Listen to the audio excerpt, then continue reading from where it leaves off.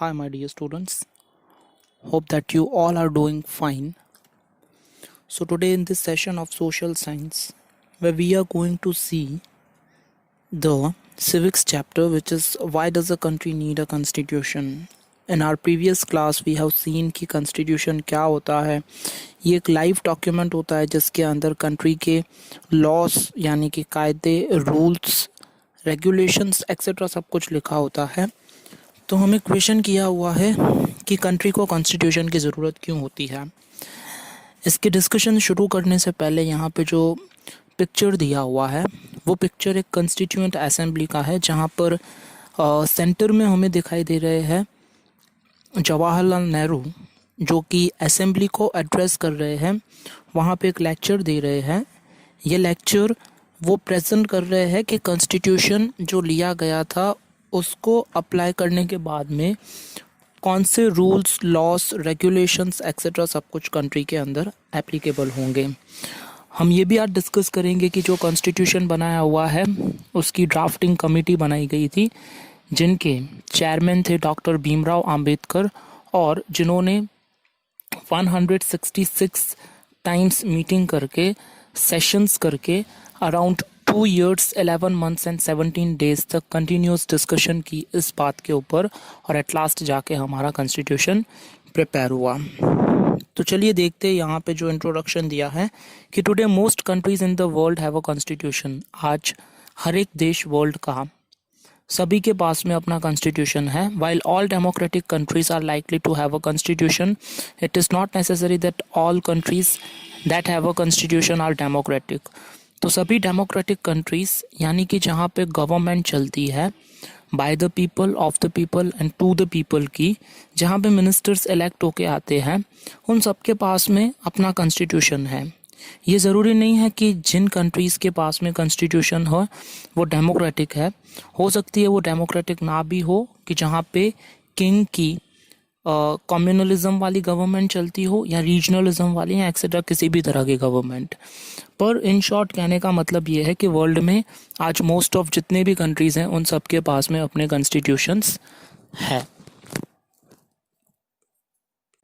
The constitution serve several purposes. Constitution को अलग अलग पर्पसेस के लिए बनाया जाता है. First, it lays out certain ideals that form the basis of the kind of country that we as citizens aspire to live in.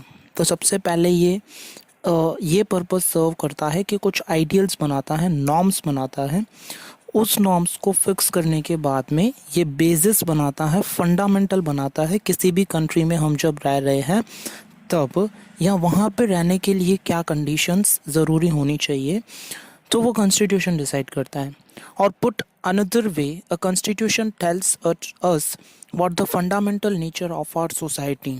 तो constitution हमें ये बताता है कि हमारा सोसाइटी का क्या नेचर है. हम इंडिया में स्टे कर रहे हैं तो हम कौन सा कल्चर फॉलो कर रहे हैं, तो उस कल्चर के कुछ नॉर्म्स है, रूल्स हैं जो फॉलो करने पड़ते हैं. A country is usually made up of different communities of people who share certain beliefs but may not necessarily agree on all issues. तो एक कंट्री के अंदर डिफरेंट कम्युनिटीज़ के अलग अलग धर्म के लोग रहते हैं. ज़रूरी नहीं है कि सभी धर्म के लोगों का कल्चर एक हो. हिंदू अपने कल्चर को फॉलो करेंगे तो मुस्लिम अपने कल्चर को, Christian and Sikh people and Buddhist people, Jainism etcetera सब अपने अपने कल्चर को फॉलो करेंगे. A constitution help serve as a set of rules and principles that all persons in a country can agree upon as the basis of the way in which they want the country to be governed. तो constitution ये set of rules बनाता है, principles बनाता है, जहाँ पे हर एक citizen country का, हर एक पर्सन कंट्री का, जिन्हें अग्री होना पड़ता है कंट्री के रूल्स के साथ में, कॉन्स्टिट्यूशन के साथ में, कि जहाँ पे ये डिसाइड होता है कि कंट्री को कैसे गवर्न करना है, कैसे चलाना है. This includes not only the type of government but also an agreement on certain ideals. और कॉन्स्टिट्यूशन यही इंक्लूड नहीं करता है कि कौन सी तरह की गवर्नमेंट होनी चाहिए देश के अंदर, बट उनके क्या आइडियल है, उनकी क्या विचारधारा है, क्या सोच के वो देश को चलाने वाले हैं, that they all believe the country should uphold. और ये सोचते हैं लोग कि उनकी कंट्री के पीपल कैसे होने चाहिए, उनकी मेंटालिटी क्या होनी चाहिए, ये सब कुछ कॉन्स्टिट्यूशन हमें प्रोवाइड करता है, जिसे हमें फॉलो करके चलना पड़ता है। तो यहाँ पे हमने क्लियर किया कि ये कॉन्स्टिट्यूशन जो है, जो हमें दिया हुआ है, बेसिकली हमारी कॉन्स्टिट्यूएंट असेंबली 1946 के अंदर जो बनाई गई थी, जिनसे हमें कुछ सेट ऑफ रूल्स मिलते हैं। Now let us try and understand what we mean by this through two contrasting situation in the recent history of Nepal, a country that borders India on the north. तो again यहाँ पे picture show किया हुआ है कि country of Nepal has witness several people struggle for democracy.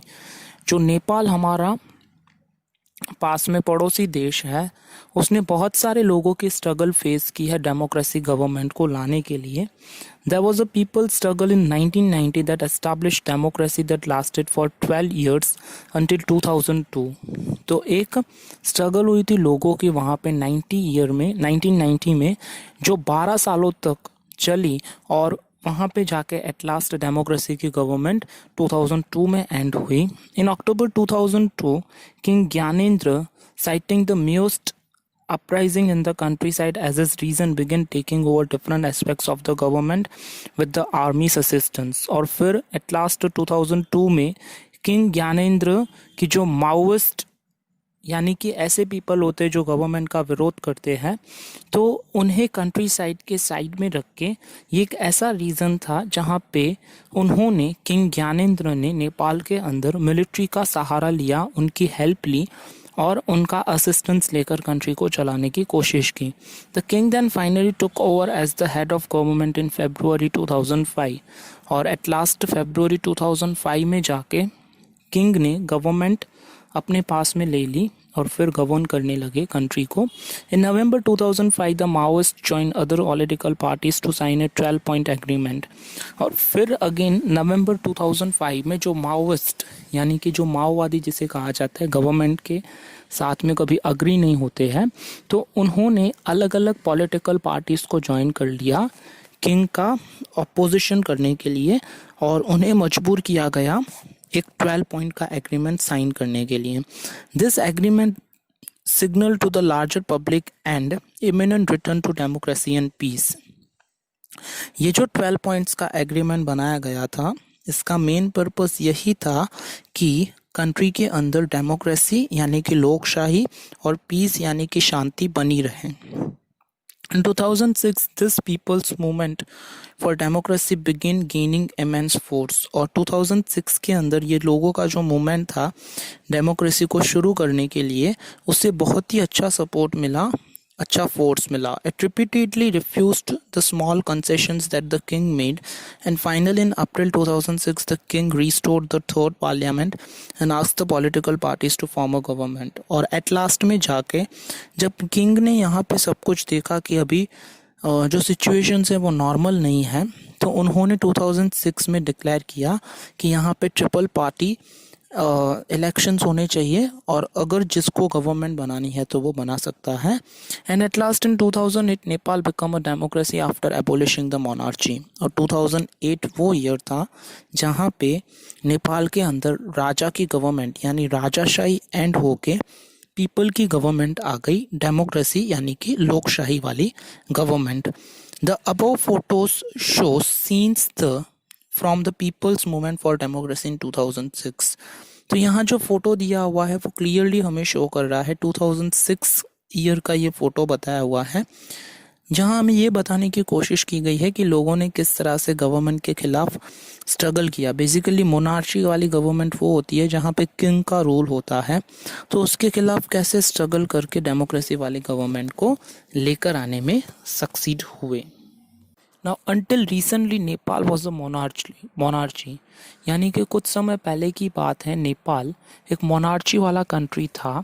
The previous constitution of Nepal which had been adopted in 1990, जो previous constitution था जिससे नेपाल के अंदर 1990 में अडॉप्ट किया गया था, reflected the fact that the final authority rested with the king. और ये शो करता था कि कॉन्स्टिट्यूशन की फाइनल अथॉरिटी किंग के हाथ में है। until 1990 तक a people's movement in Nepal fought for several decades decades to establish democracy. और जहाँ पर नेपाल के अंदर माओवादियों ने किंग के खिलाफ एक मुहिम छेड़ी हुई थी, एक फ़ाइट की, उनकी ये फाइट थी कि वहाँ पे डेमोक्रेसी एस्टाब्लिश होनी चाहिए, ऐसी गवर्नमेंट बननी चाहिए जो इलेक्शन के बाद में आए. And in 2006 they finally succeeded in putting an end to the powers of the king. जैसे हमने प्रीवियस फोटो में देखा, 2006 वो ईयर था जहाँ पे मोनार्ची सिस्टम एंड हुई नेपाल के अंदर. The people had to write a new constitution to establish Nepal as a democracy. और वहाँ के लोगों को फिर एट लास्ट ये देखना पड़ा कि उनका जो कॉन्स्टिट्यूशन पहले किंग के हाथों में था, अब डेमोक्रेसी वाला न्यूली कॉन्स्टिट्यूशन फ्रेम किया जाए. The reason that they did not want to continue with the previous constitution is because it did not reflects the ideals of the country that they want Nepal to be and that they have thought for.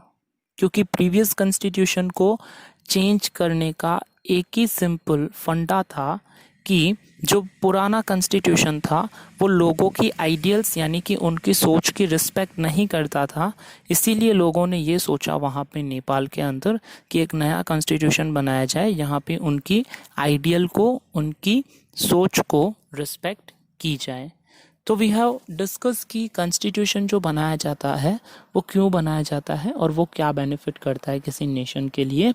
So for today's session we are keeping this much. In our next session we'll see the another story for the constitution. So thank you for watching the video, students. Have a very nice day.